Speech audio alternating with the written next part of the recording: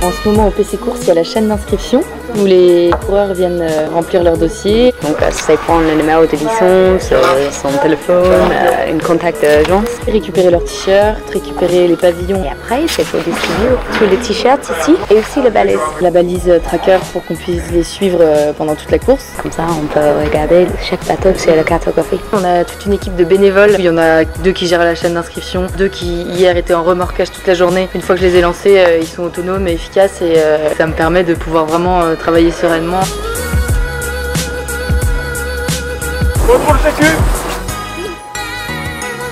C'est donc les bénévoles du centre nautique de Lorient qui s'occupent des contrôles sécurité pendant 3 jours. Vous allez voir pour le 755 qui ne trouve pas le dossier. On n'est pas d'avance. Les jeunes ne sont pas réveillés, ils ne sont pas là. Tu parles couramment l'anglais et l'allemand? Les deux à la fois. Eux sont aussi hyper importants parce que c'est eux qui vérifient que le bateau est prêt à prendre le départ de course en toute sécurité. C'est pour la sécurité du bateau, tout ce qui est obligatoire, c'est bon ça. C'est bon, c'est bon. Sans eux, la course serait pas possible. Merci à eux aussi.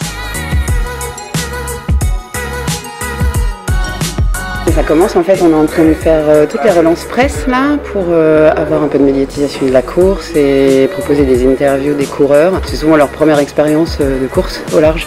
Du coup, c'est assez sympa, ils ont pas mal de choses à raconter, un peu de stress et puis beaucoup d'excitation aussi au départ.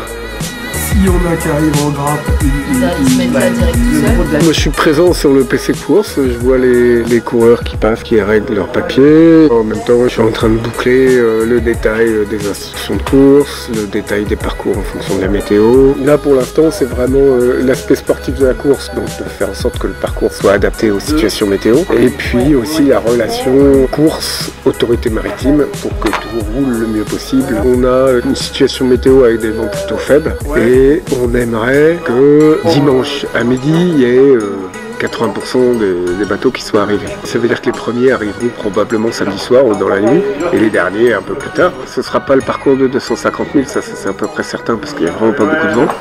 Mais il faut essayer de trouver la bonne distance et le bon parcours.